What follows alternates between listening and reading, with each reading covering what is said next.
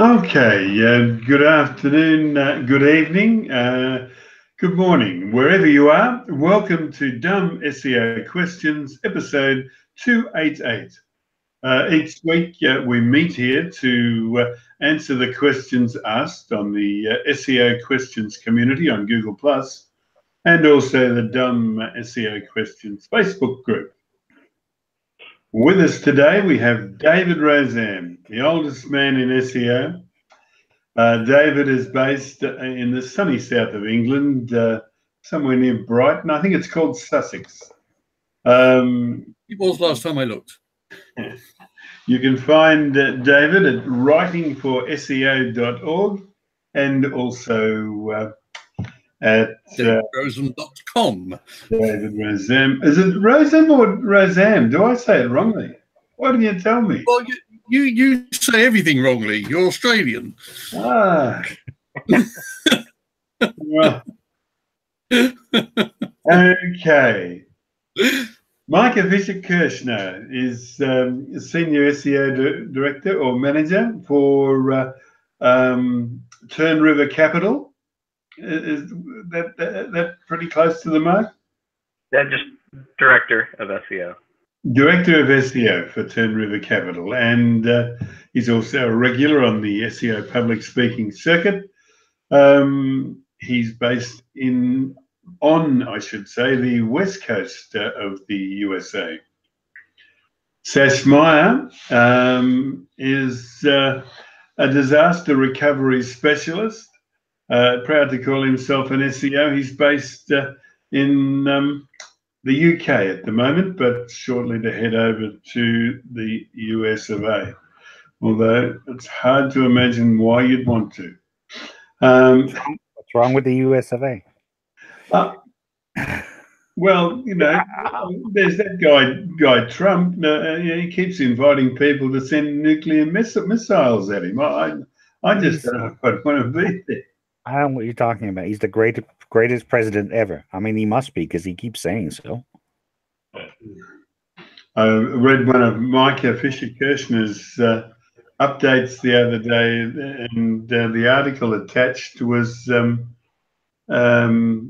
a serious look at what he's been saying, and they said that his lies per day have risen from around 4.5 to 9 per day. Yeah, that's not bad, is it? Well, I mean, I personally find Micah Fisher-Kirshner's journalism to be extremely biased, and I think it can be safely filed under fake news. Oh, I don't think that's fair.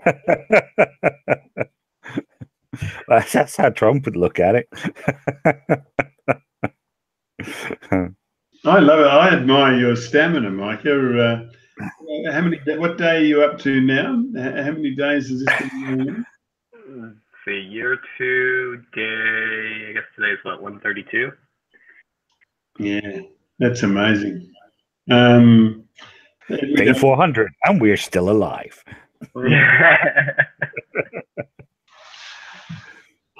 All right, let me tweet this, and we will. Have you shared it to Google Plus? Is that still going? Yeah, it's still going. It's great. I've got this. Oh, there it is. Excellent. I shall share it into my Business Essentials community. Thank you. I will actually, believe it or not, I've got it set on auto share to Google Plus. Anyway, there's a new form of viewing. I noticed this came out on YouTube today. I'll check that out for next week. But it's some sort of a watch party going on. Okay, cool. So we'll see if that is useful to us. All right. Oh, Mikey, you sell yourself short. You're saying that you wouldn't really say regular. Well, more regular than Sash and me, and I don't know about David Rezem. He's got such a long history. All right, let's go to our first question before I make a fool of myself completely.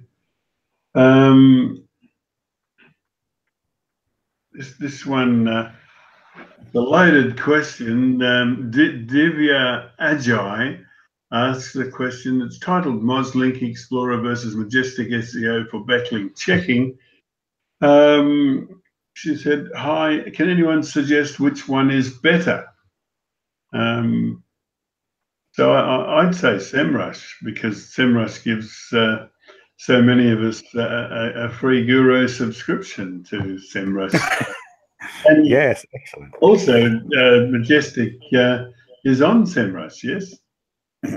But speaking as one of the friends of Majestic, I've got to come down on Majestic side of the fence every single day. I mean, it's actually, to be fair, all kind of commercial plugging aside, I find Majestic to be an extremely competent tool versus Link Explorer. As far as SEMrush goes, also very competent. By the time you're dealing with those two, Moz doesn't really get a look in for my money. Yeah. I usually side with Majestic as well, mostly because I like the amount of data and able to just export and use it as I wish. I mean, I actually stopped by the Majestic office. It's a couple of years ago now, but the data pool they have is actually colossal, and they're literally working all the time to try and make it more practical and more give the customer a better overview. I sound like an infomercial now, so I'll stop.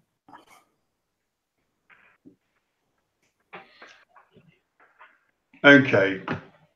So, Divya, I hope that is the information that you're looking for. Let me tweet that and we'll be on our way. This one is SEO. It's titled How to Show Phone Numbers in Google Mobile Search. Can you please help me? It's for Neil Zemba.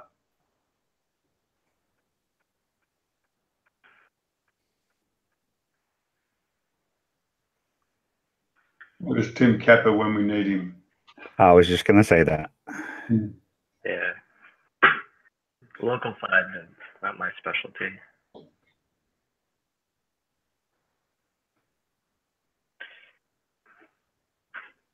Neil Zember, I'm afraid we've drawn a blank.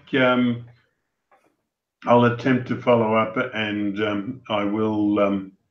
It was a question asked on the Google Plus community, so I'll go back there and try and give an answer later in the week. All right, I better not tweet that in case somebody comes to look. Chris Castillo asked a question. It's titled the guest post outreach question. He wants to know, is it kosher to submit a blog article to several blogs as unique content and give the first to accept publishing rights? What are publishing rights? He said, I've just started content marketing via guest posts and I want to avoid burning bridges. What's the best approach for submitting posts while respecting the editors?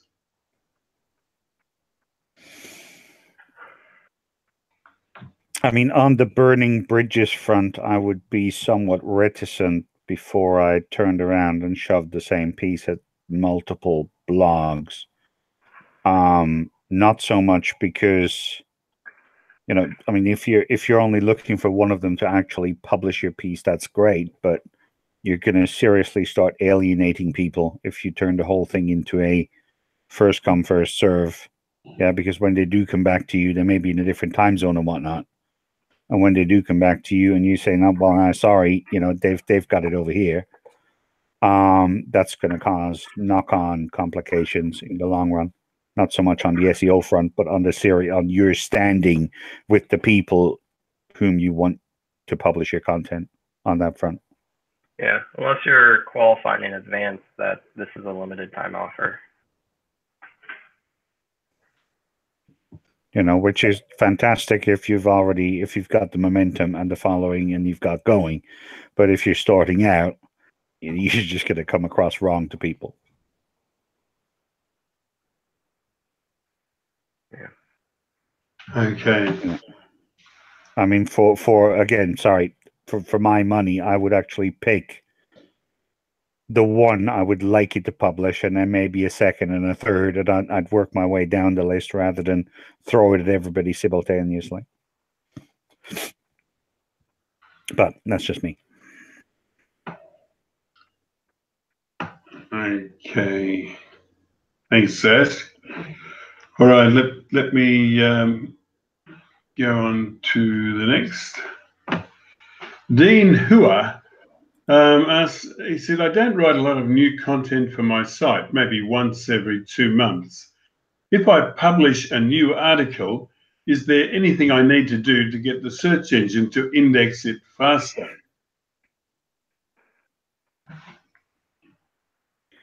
Other than going to Search Console and fetch and render an index, there's not really a whole lot of extra you can or should do. And I mean, even the fetch and render an index can be quite a lengthy. I mean, it doesn't guarantee that it's going to be in the index immediately. I've known it to take days, even from there, depending on what it is. Especially if you're not updating your content, you know, with any great frequency.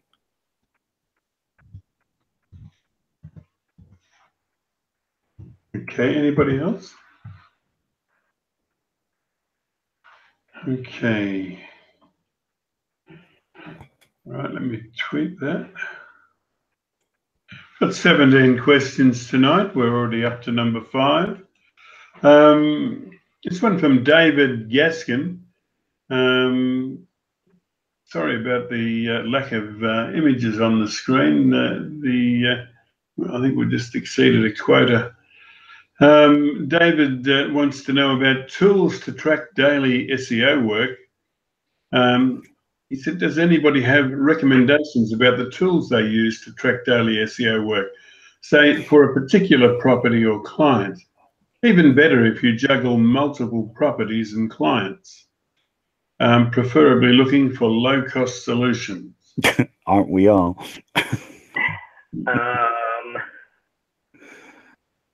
So you're just looking for a project management or task management tool, essentially.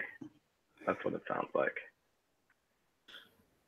Well, I know what I use, which is Trello, which is not, nothing that spectacular and complex, but then that's what's good about it. So yeah, I use Trello. I've tried all sorts of things, spreadsheets and project management packages and whatever, but I've come back to Trello twice now, and I've kind of given up looking elsewhere. The other good thing about Trello, excuse me, is that if the client is someone who can understand, get their brain around Trello, then you can share it with them, and there's a nice chunk of transparency that you can give there, and there's much less what's happening now. Have you done so and so questions? Because they can see exactly where what we've discussed or what we've planned is, whether it's still waiting, has it been pushed aside by something else that was very, very urgent that they'd suddenly thought of, etc., etc. And you can very easily say, that's yours, that's a question for you or your team, so on and so forth. So yeah, that's what I use.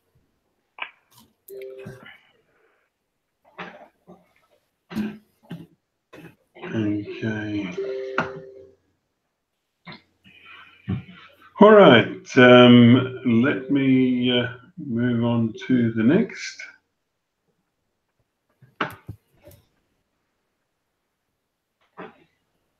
All right. David Gizzarelli asked the question. He said, my site is the top hit on Google. but it only gets 1 to 2 hits a day. Something's wrong somewhere.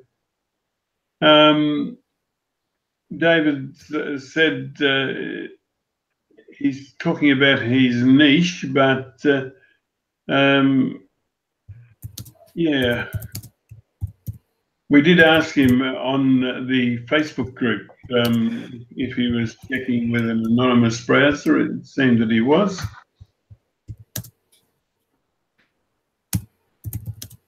Find better keywords.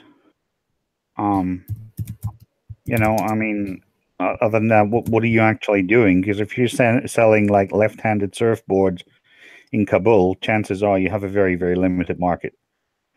You know, so it's tough, if not impossible, to actually address or answer if I don't know, or if we don't know a little bit more about what you're actually doing. Is there a URL that goes with this? I don't think he gave one from memory. Ah, how long is that piece of string? I understand. That kind of question. Now, I mean, give me a URL and I'll go and have a look. But it's impossible to say otherwise. I'm just flicking through the. I don't know. I can't see any.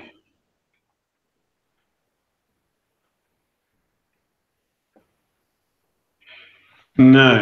Okay. Let's move on from this one. Let's go and have a look at number 7 on your run list from Craig Anthony. Craig said, "Hello, everyone.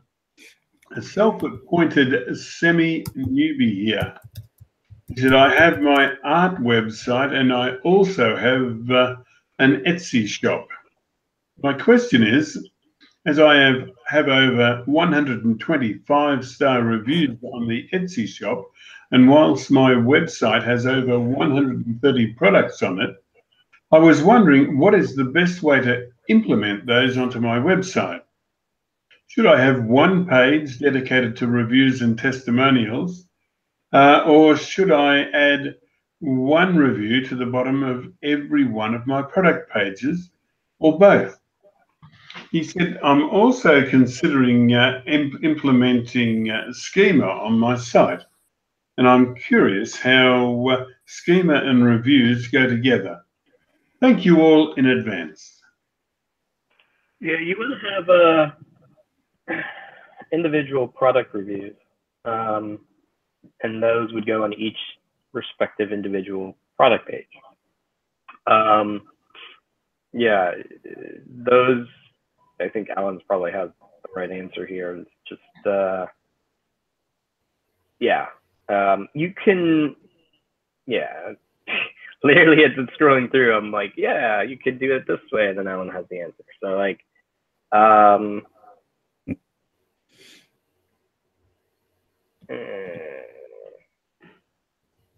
yeah, you basically, you're not supposed to kind of verbatim copy.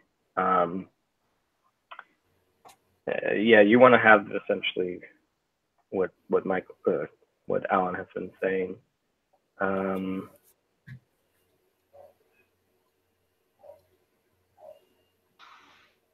Yeah, I don't really actually have anything to add on that.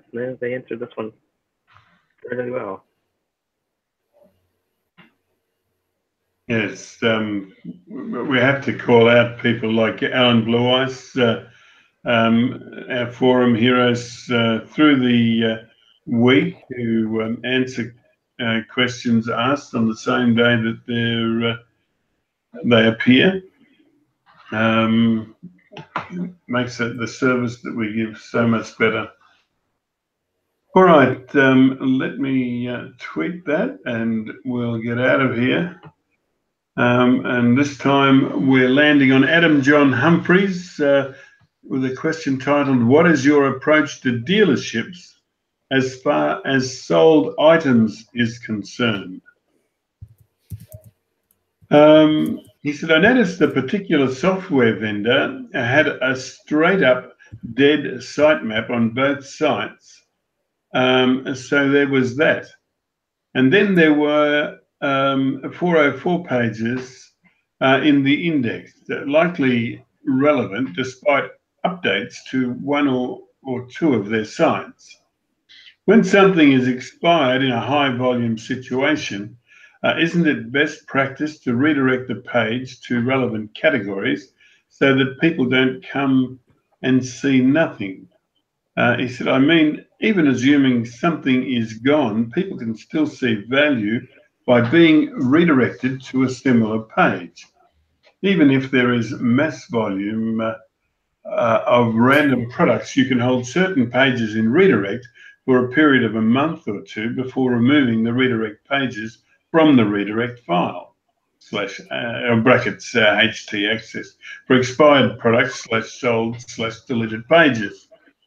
He said, I know big commerce just says a product is sold out, but it would be more valuable to upsell relevant product for sold out items. Yeah, so there are a couple of things you can do. Michael's first comment there is one of the ones I would also consider, which is 404 with product recommendations. Secondarily, you can, instead of going to a category page, redirect to one very relevant product. That actually would be generally my first approach before doing any 404s. Redirecting to a category page from an SEO side, in theory, is meant to not really be counted. So they'll treat it like a 404. So if the page is just not that relevant and you're redirecting to it from one individual product to a category, in theory, Google has said in the past that they essentially treat that as a 404. Take that as you will. But I would generally rather to have a 404, and on those pages you can always list whether it's going to be back in stock. So one of the great things you can do with that is to actually have a sign me up to a newsletter, or maybe not a newsletter, but sign me up to an email to be received that if and when it comes back into stock, to please ping me on that. And that's at least a better way than just throwing them into another page that they weren't expecting and trying to figure out what's going on. That way, at least, you can more likely capture them later on if it comes back in.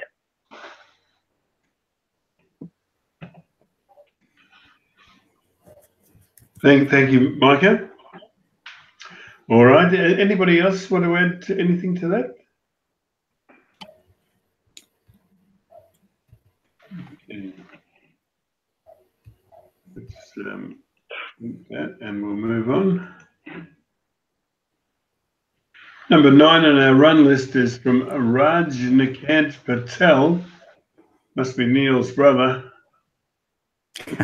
Transferring all authenticity details from the old page to a new page. He said a couple of days ago there was a URL, abc.com/turkey- and now the URL is www.abc.com/turkey without the dash. But when I checked domain authority in one website, it shows no details for turkey - but shows details for the turkey page without the hyphen on the end. He said, is it possible to transfer all authenticity details from the old page to the new page this fast?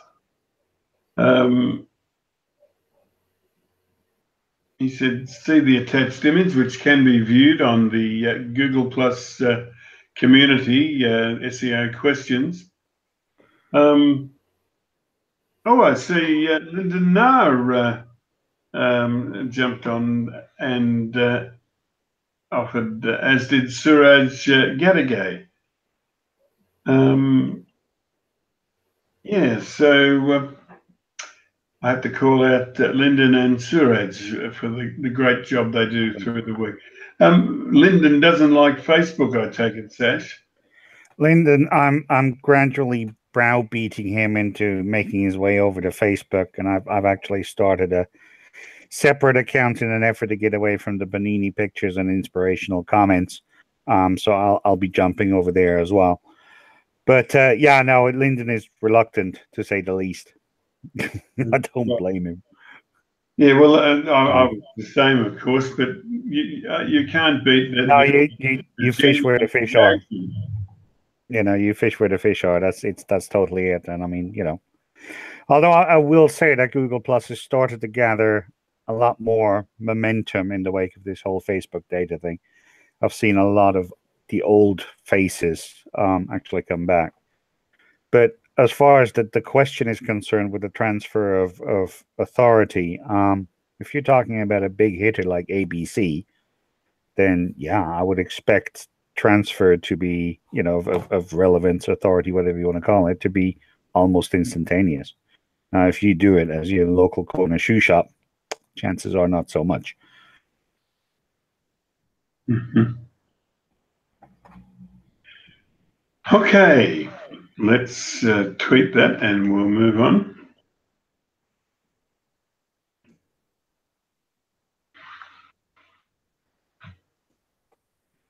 This one from Lauren Miller. It looks like in the background we've got our photos back. It's number 10 on our run list. It said, saving my SEO work when my website is hacked. It's a question tailor-made for Tim Capper.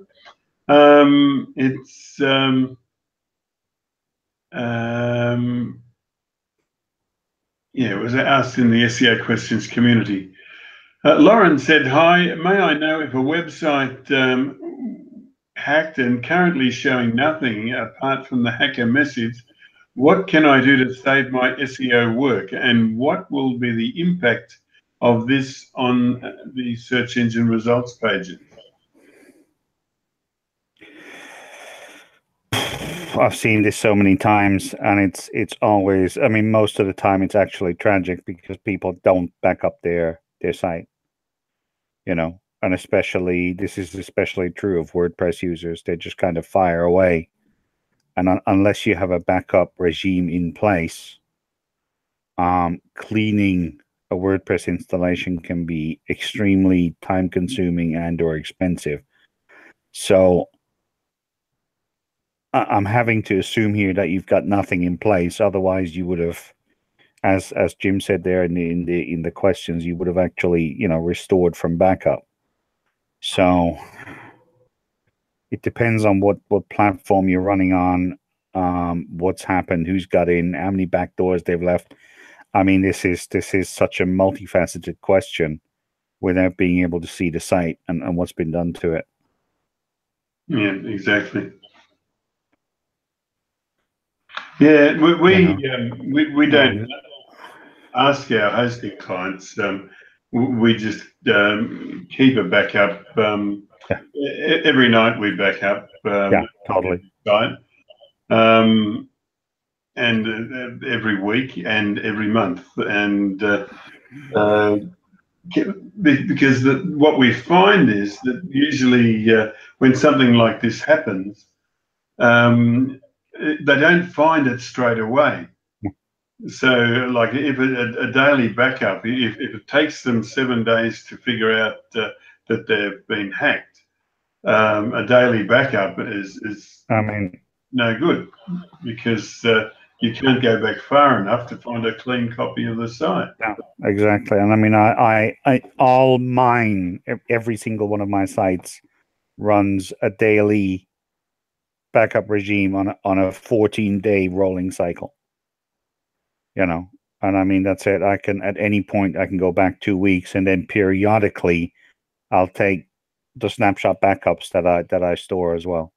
Mm-hmm. So really, there's not, you can't overemphasize the need to back up regularly and keep a backup record. Don't, as Jim just said, don't just do daily backups, because you're going to fall into a hole that way as well. You're going to have to keep a certain number of them so you can roll back a ways.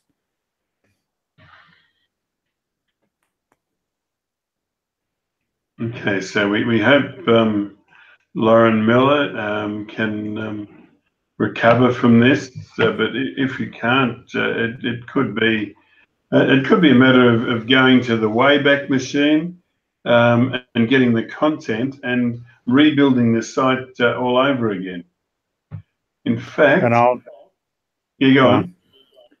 No, I was going to say, I mean, just for the future, because on top of that, if say you're running WordPress, which 30% of the web is now, so I'm kind of going to generalize in that direction. But if you're running something like WordPress, I would strongly recommend springing the few dollars per year on something like WordFence or Sakuri to actually provide some extra hardening of your installation and stop this kind of thing from happening in the first place.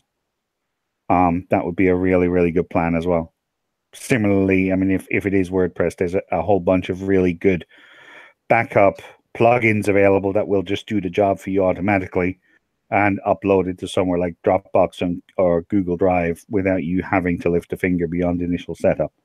So on the WordPress front, there's a whole bunch of stuff that can be done very easily, And I mean, although it may seem now that you're closing the barn door after the horse has bolted, but if you bring your site back, it would behoove to actually look at hardening your installation going forward.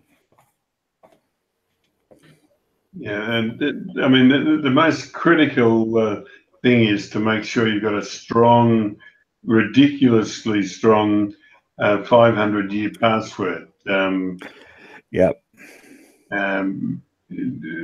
These days, I mean, in the old days of just a brute force attack, something like WordFence on a WordPress environment was enough to stop somebody from just hitting your server with every known password. But these days it can't be protected because they use a distributed attack and only use the one IP one or two times before moving on to another IP. And they're asking multiple times a second. Yep. So if the server can survive the onslaught, it'll be hammered until they randomly guess the password. So try and keep them away with a ridiculously long, say a 16-character password, random characters. Anyway. No, that's absolutely. You mean I can't use password 1234 anymore? No, mate, you can't. No, that's the first thing to check. And I shouldn't have mentioned that on here because now people will be able to hack my sites. On a serious note, with WordPress, of course, one of the things you must do is keep the damn thing up to date. The WordPress core, the plugins, your theme, and if you're running something like WooCommerce, that as well. The number of sites I see that only get updated once a month, and you go just before the update date, and you find that 75–80% of the site is out of date. And once a month checking is not enough.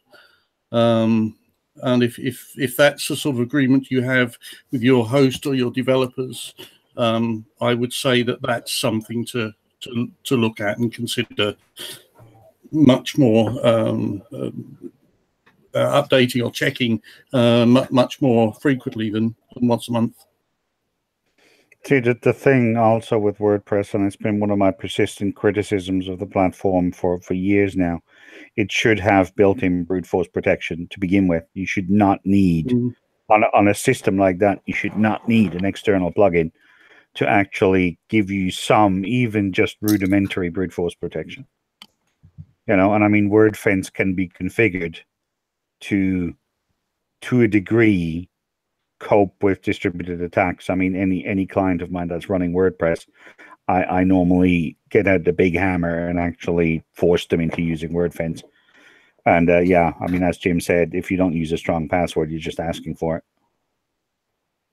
Yeah. Onto the Dumb SEO Questions website, and also in the chat here on the Hangout, I'll put a link for a tool. I haven't tested it myself, but I found it the other day that Lauren can use to download her site. You can do this manually if the Wayback Machine has crawled enough pages. Ooh, I didn't know about this. Yeah, you can pull down a static copy of your site from the Wayback Machine, archive.org. So that might be something to recover to. It won't give you a CMS at the back of it, of course, but if you can do without a content management system, a static copy of your site might save you, Lauren, until you can get yourself organised to rebuild on WordPress or whatever you choose. Anyway, let's move on to the next. This one from Marvin Hernandez, keywords in a bit.ly link. He said, hello everyone, out of curiosity, if a keyword/keyword phrase is put into a bit.ly link, do you think it would work as an anchor text? No, of course.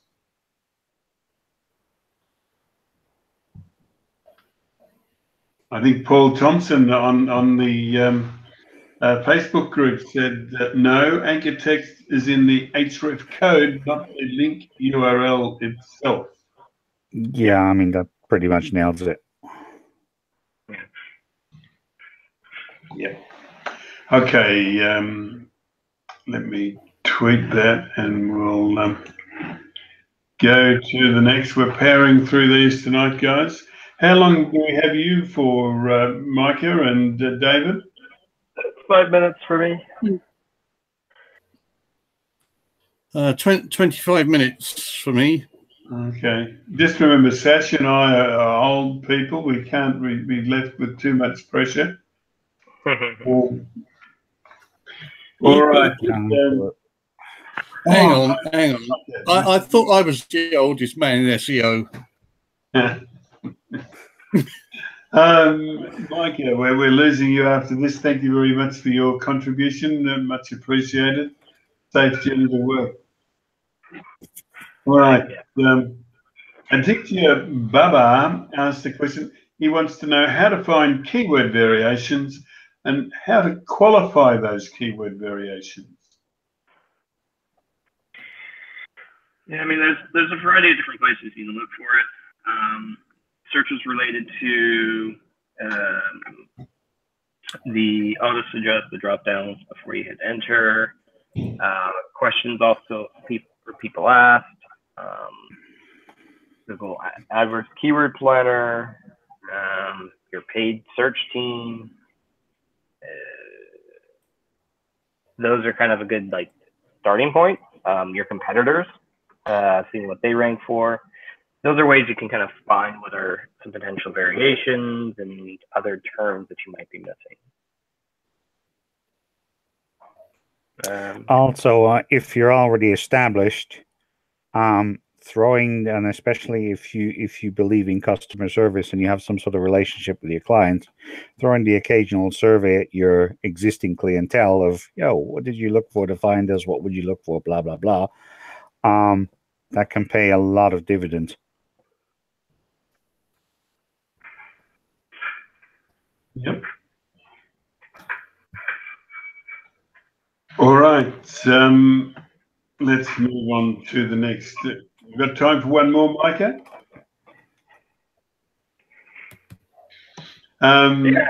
Neil Cheeseman asked a question. The reason I asked that is because I know that you responded to this on the Facebook group.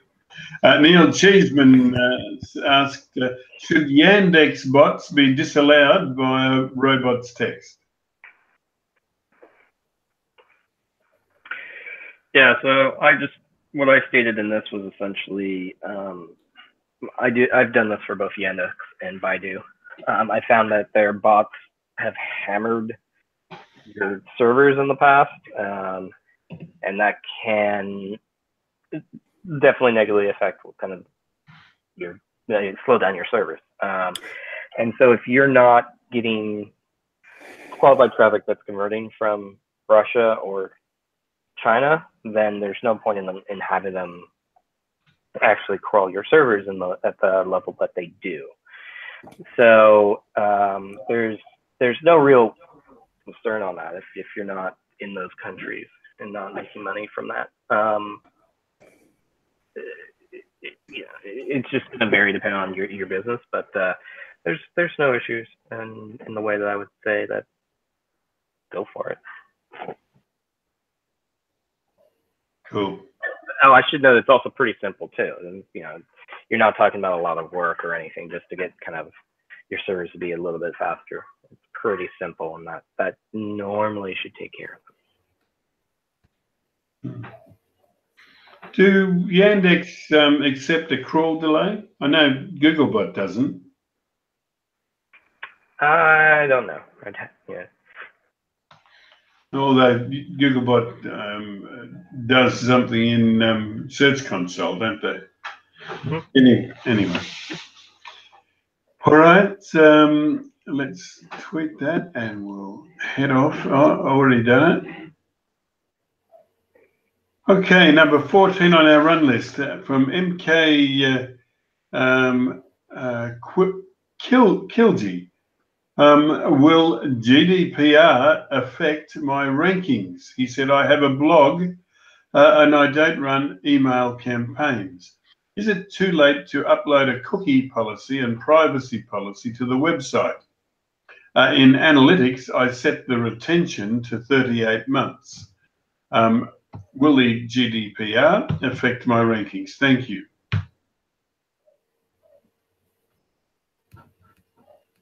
I wouldn't have thought so.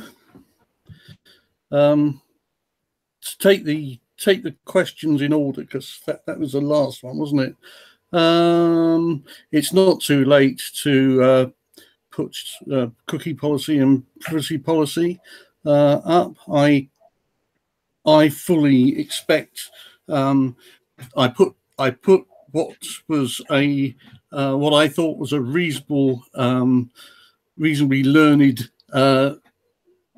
privacy and cookie policy up on my sites last week, but I'm sure that as we come to know more about GDPR, that will get changed, and I'm sure that most people's GDPR related statements will change. Even if you start using a different email service, you're going to have to say that you're now using Aweber instead of MailChimp or something.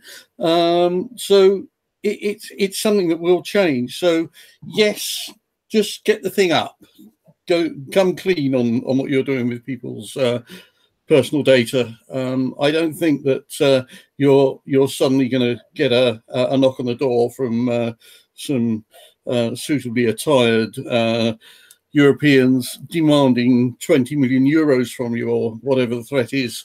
We're all the small guys. They won't send people out to get us. But I still think it's worth doing. It's worth doing just for showing that you're professional. So I think that's okay. The analytics, well, it's now gone past last Friday. Of course, it's gone past last Friday. You know what I mean. The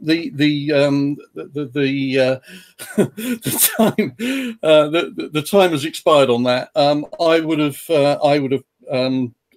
set it to retain forever, but it's too late now to worry about it, unless anyone knows different on that one.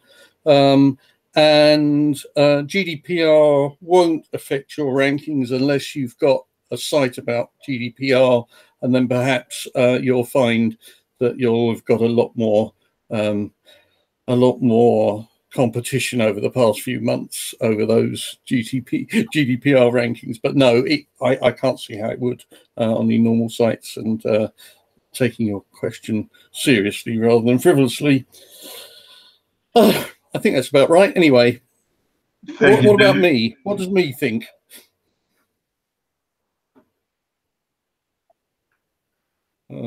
Me's gone quiet. You're right, Sash. Maybe you're muted. I didn't do it. I think it's good listening to him like this. I think it's much better. How about now? There we are. Yes. I sat on the mute button, which is cunning. Yeah, as I said, there's a very real chance of me going off on a rant about this, because it's such an idiotic and toxic piece of stupidity that I'm staggered by how dumb this legislation is. Right, and I'll tell you for why. I have a site that collects email addresses. Yeah, sign up. I'll send you updates on shit, stuff like that. So I've duly sent out my, oh, hey, legislation has changed. You're going to need to resubscribe. Click here, kind of email. And in that email, I've included a link to a form where if they want to specifically and explicitly say, okay, I want you to remove, then they can do so. Now, of course, if they don't respond and if they don't resubscribe, then I kill them anyway. So now I've got 3 lists, right, of names and email, or get to that in a minute. I now have 3 lists. I've got the people that still want the stuff. Cool. I've got the people who didn't respond. They're going to get, deleted.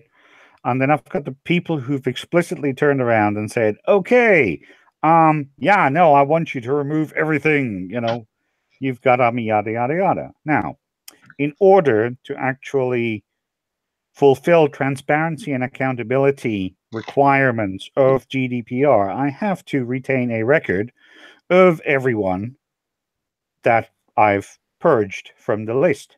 So I have to effectively retain their details in order to prove that I've deleted their details. Now, and I did this on purpose, with the form, remove my crap accordingly, I've actually asked for people's names. Yeah? Whereas to actually subscribe, I only want your email address. So now I have a list. I'm effectively in possession of more information than I had in the first place in order to prove that I've deleted do you see where this is going? It's dumb beyond comprehension.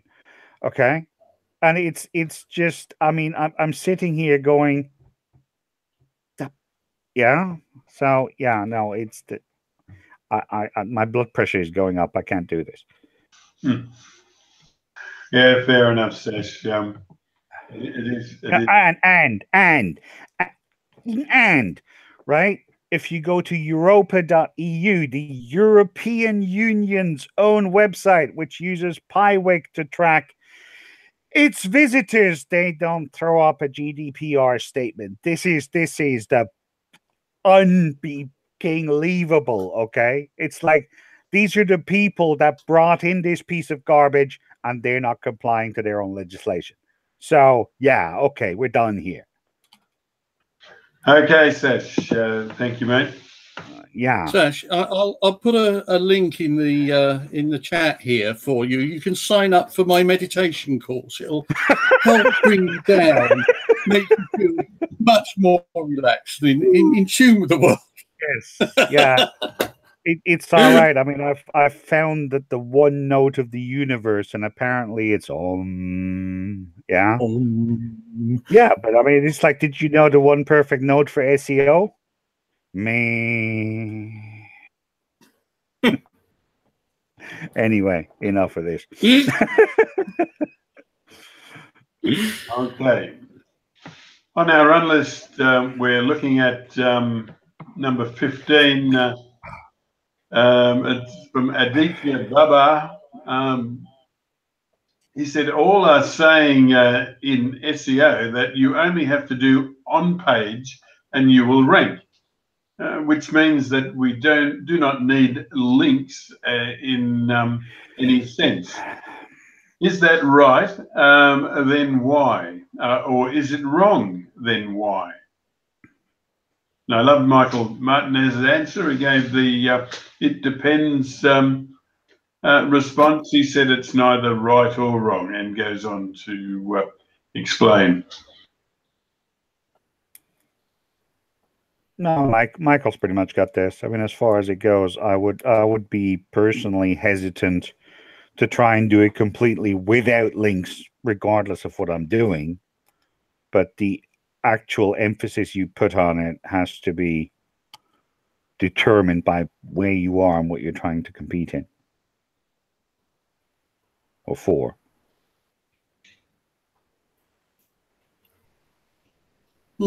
Yeah. Comments? Anybody else? I've already commented. All right, let's move on. I'm so sorry you've only got one left on the panel here. Number 16 on our run list from Nsongo Pothic. What difficulty score could be considered as low and a medium competitive keyword, according to SEMrush? Well, I would actually have to say that something like supercalifragilisticexpialidocious would be an extremely difficult word because nobody can spell it. No, anyway, go for it. I'll let me answer this one. Oh, so nice of you. Yes, I think that anything below 50 should be on your hit list. Anything above 80, forget it, unless you've got lots of patience, lots of time, and lots of budget. After that sort of crude chopping into sections, I like to look a little bit closer and see what's actually happening in the SERPs. But that's my first cut. Definitely take the below 50s as a good starting point. If after doing that there's something that you think is pretty important to you, then see where that lies. If it's above 80, as I say, forget it. Just it doesn't exist. Not unless you're a very, very big organization with lots of people to do SEO things. That's the way I would go about it anyway. That's the way I do go about it. Thank you very much, David. David Rosem. I got the pronunciation correct, I hope. Oh, you did? Yes. We'll get you speaking English very soon. Okay. All right. This one is number 17, our last question for the evening. He said, I want the crawler to wait before loading and crawling my page content. It's a question asked on our Google Plus community. From RN Jamwell, he said, I read that we can use crawl delay property in our robots text file. And I see Lyndon Nahr has also responded to this. I'll put that up on the screen.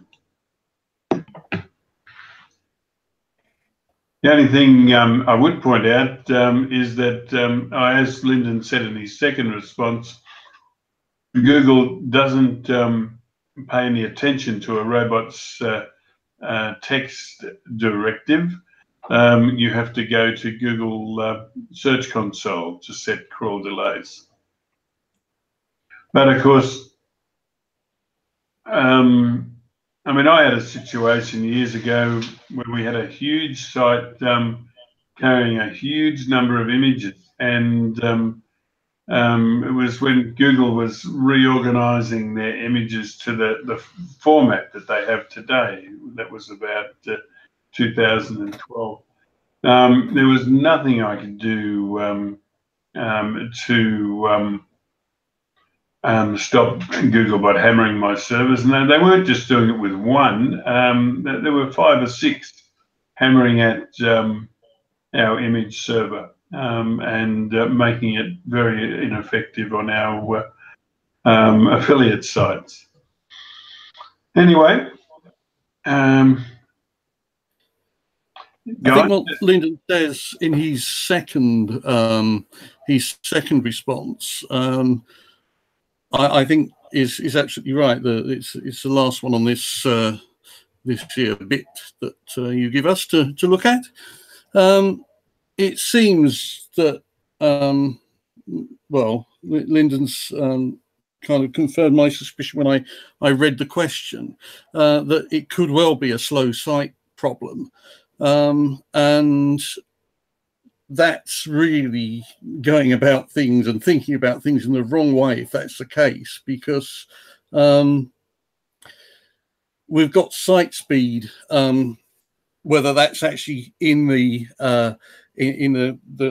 Google, whether Google is actually considering site speed as a factor for ranking. I'm actually not sure at the moment, but I've been hammering this into my clients over about the past year, that with mobile first coming and with more people using mobile anyway, the importance of having a fast site is just, it's just so high. In fact, I've seen one particular e-commerce site that a client has. It's had some server problems, and as it's got slower, the profit, the turnover from the site has gone down. Now I don't know what this is, whether it's an e-commerce site or what, but just don't think about playing about with Googlebot. Just get yourself onto a decent server. The biggest problem I've seen over the past year is that lots of shared hosts are okay some of the time, and then something goes on with one of the other sites on that shared server, and suddenly your time, your page times go through the roof. You've lost a big bit of control over your site, and if you're certainly if you're in e-commerce, your business as well, and you need to get onto some kind of virtual or cloud hosting if you're being serious about your site. But that's slightly aside. It's a thing about it's a thing for e-commerce sites particularly. But with what was I going to say before I went off? Yes, start going to GT Metrics. GT Metrics is what I use. There are others available, I believe, and see what's causing your site to be slow. There's a waterfall. There's a waterfall chart somewhere there amongst the tabs, and you can see which bit of the slowness is down to the server. And then you've got all sorts of things. Again, if you've got we'll go back to, there are 30% of sites on the internet are WordPress sites. So if you've not got a WordPress site, you'll need some kind of technical expertise to recode your site to make it faster. If you've got a WordPress site, there are a whole pile of plugins that you can use. And if you want a kind of simple way out of this speed thing on WordPress, Hummingbird has turned out to be a whole lot better than I thought it would be. I've actually got it running on one of my sites, and I've also got it running on a client site, and it's a kind of one-stop shop that does actually cover off plenty of problems, and also has a cache in it. So if you're not running on a host that gives you caching as part of your deal, you don't even have to install a cache plugin either. So have a look at what's going on. Point GT metrics at your site and break it down and see what needs doing. Fantastic, David. You mentioned Hummingbird, and I think I know a different Hummingbird, not the one you're referring to. Would you be able to put a URL for Hummingbird on that particular item on your panelist report? Yes, I can do that, but all you need to do is Google WordPress Hummingbird plugin, and you'll find it. Okay, thank you. All right. Yeah, it's a one-stop shop that does all sorts of tweakery, and I haven't yet found a site that it's upset, but I'm sure there'll be plenty out there once I use it in more places. Excellent. Well, sorry, go ahead, Sam. No, just one last thing about the whole shared hosting thing. Because what happens, and especially with some of the bigger players like in the UK, fast hosts, they will server cram like there's no tomorrow. They will ram 2,500 small sites onto a server, and then if one of those sites take off, the other 2,499 will suffer until the team can finally be bothered to migrate the high volume site onto, and I've gone through this recently with a client, and I mean, FastHost is not alone in this practice. It's not like they're in any way responsive to this happening. They will let it hang for 48, 72 hours before implementing any kind of move. And meanwhile, you're screwed if you're subjected to that. So if you're contemplating shared hosting because you're on a budget, always check the actual policies of your host to see how many different sites they will load onto a server, because that can have a serious impact going forward. Thank you, Seth. Yeah. Thank you very much. All right, so it's that time again. Thank you for watching, and